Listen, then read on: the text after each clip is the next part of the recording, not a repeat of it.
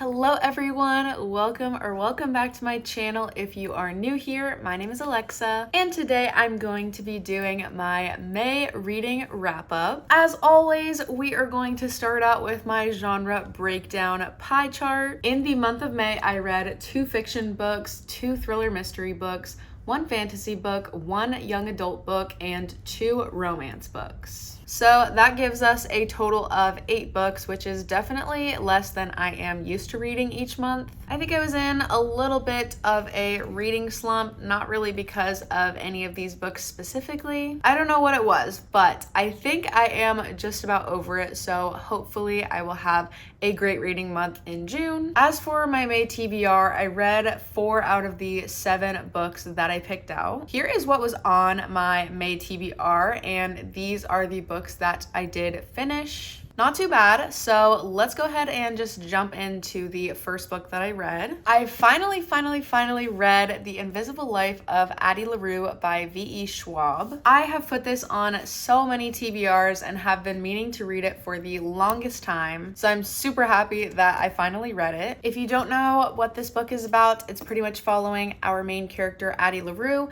and she makes a deal with a devil to live forever. So she does have interactions with people, but they forget her pretty much immediately after. So yeah, we're kind of just following her life prior to making this deal and after making this deal. So I can understand why people think this book is a bit slow or the plot is lacking, because there were moments where that did cross my mind, but I feel like I was distracted from that most of the time by how deeply I felt for each one of these characters. Everything that they were contemplating and thinking about and feeling felt so raw and real. It just made this book so gut-wrenchingly beautiful in my opinion. I feel like this book also made me reflect on my own life a bit, and it just made me really grateful for time and connection. I really enjoyed this book and I gave it 4.5 stars. The next book that I read is actually an audiobook. It is The Tradwife's Secret by Liane Child. Thank you so much to NetGalley for the early listening copy of this audiobook. So this book is following our main character, Madison March, and she is a blogger. She showcases her perfect marriage, her perfect family, and her perfect homestead. This is exactly what Madison wants everybody reading her blog to think, but a lot of it is built on lies, and so you are learning more and more about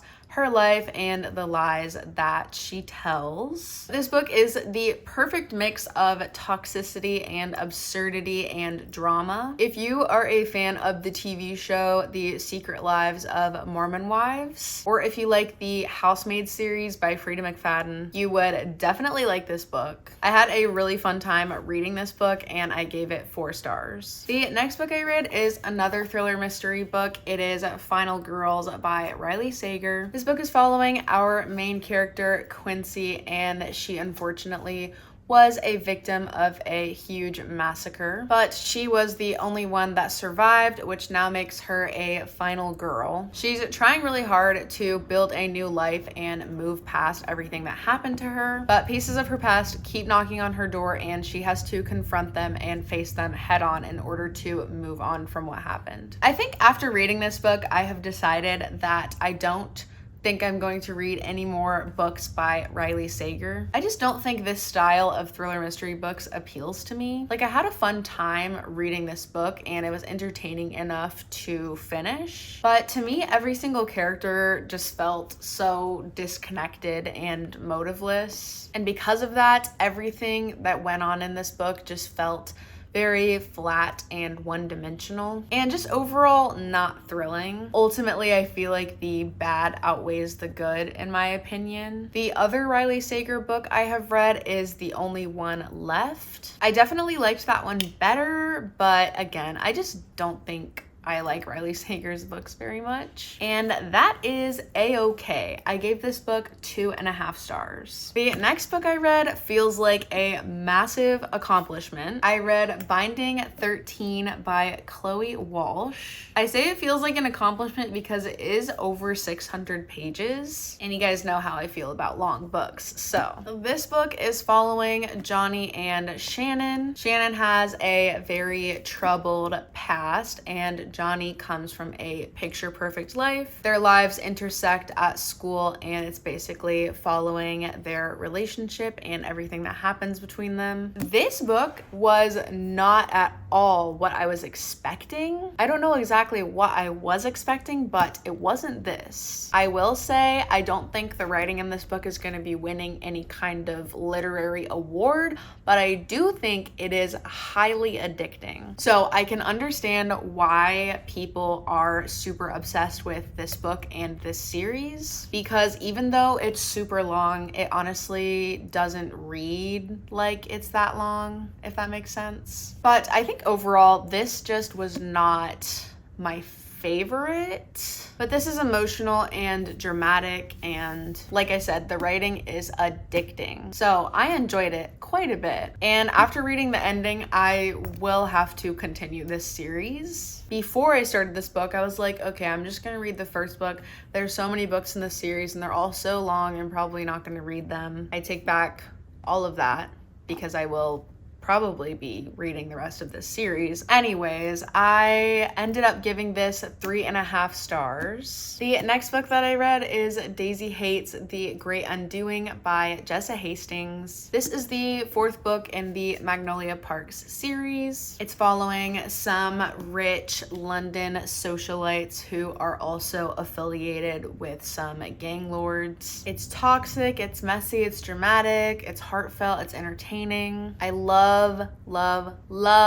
this series, and I can't say it enough times. I gave this book 5 stars, and I have given all of them 5 stars thus far. This puts a lot of pressure on the final book that I need to read in this series that is currently out. But honestly, I think it will live up to my expectations. The next book I read is Chain Gang All-Stars by Kwame Adjei-Brenyah. This book is following a kind of dystopic world where there is a program called Chain Gang All-Stars, and it's basically a prison program that allows inmates to enroll and fight to the death for entertainment and profit, and those who win are able to be released early from their sentence. Hopefully that makes sense the way I explained it, but I feel like I have mixed feelings about this book. The reason I wanted to read this book in the first place is because the synopsis sounded really interesting to me, and I feel like within this book there is a lot of interesting social commentary, but overall I feel like this is one of those books that kind of just went over my head a little bit. I don't know if it was because I was in a bit of a reading slump. I wasn't digesting this book as critically as I maybe would have if I had read it at a different time. I feel like the writing style, or maybe I don't know exactly what it was, maybe the lack of like world building or character establishment, maybe it was just me, I don't really know, but I feel like during my experience reading this book, something was just off. Like I said, I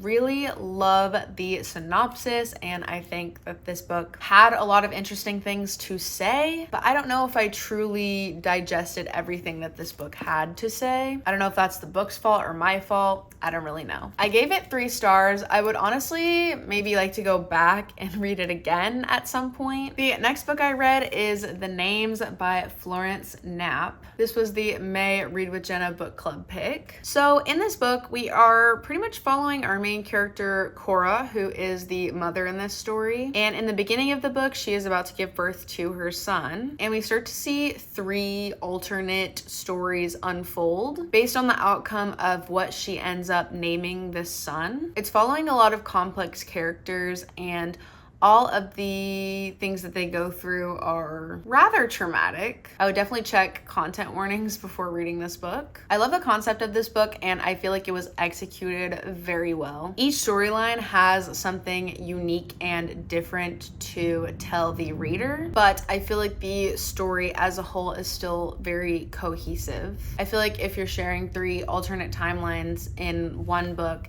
it would be super easy for it to feel disjointed or like they're 3 completely separate stories. But like I said, I think it was done very seamlessly and I really enjoyed reading this book. I think if you like Sally Rooney books, you would really like this book. I gave it 4 stars. And the final book that I read in May is the Rom-Commers by Katherine Center. This book is following an aspiring screenwriter who takes care of her father who needs full-time care. She has a sister who has been off at college chasing her dreams, but now that she's graduated, she is going to take care of their father. And it's time for our main character, Emma, to chase her dreams. She gets an opportunity to help a famous screenwriter rewrite a rom-com that he wrote that is terrible. And so we're pretty much following her journey rewriting this screenplay with this famous screenwriter. It's honestly kind of hard to sum up the plot of this book because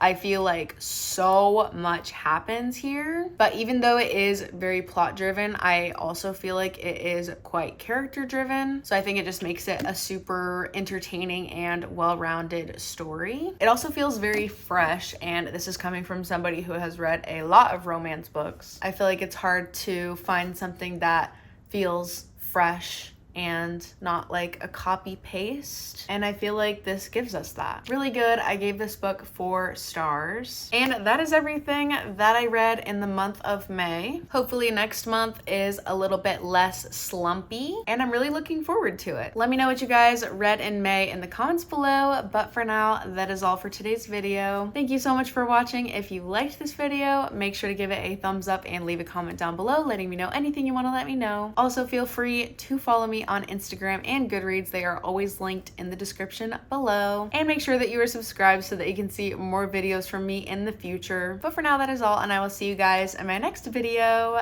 Bye. Is that true? Are we surprised?